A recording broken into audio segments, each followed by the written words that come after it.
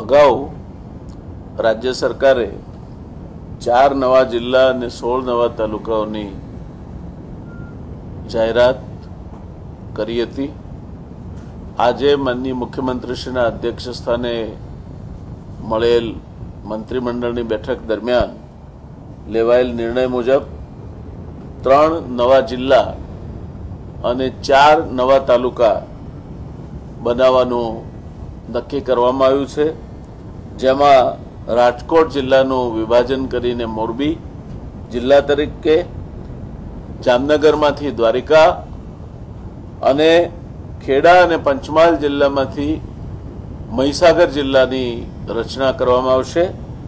4 નવા તાલુકામાં ડીસા તાલુકાનું વિભાજન કરી લાખણી અલગ તાલુકા તરીકે અસ્તિત્વમાં આવશે। ખેડા જિલ્લામાં ગલતેશ્વર તાલુકો બનશે। ખેડા જિલ્લાના કપડવંત તાલુકાનું વિભાજન કરી ફાગવેલ અને ડાંગ જિલ્લામાં જે અત્યારે એક જ તાલુકાનો જિલ્લો છે ત્યાં વઘઈ નવા તાલુકા તરીકે બનશે। આમ 3 નવા જિલ્લા અને 4 નવા તાલુકાનું આજે રચના કરવાનો નિર્ણય લેવામાં આવ્યો છે।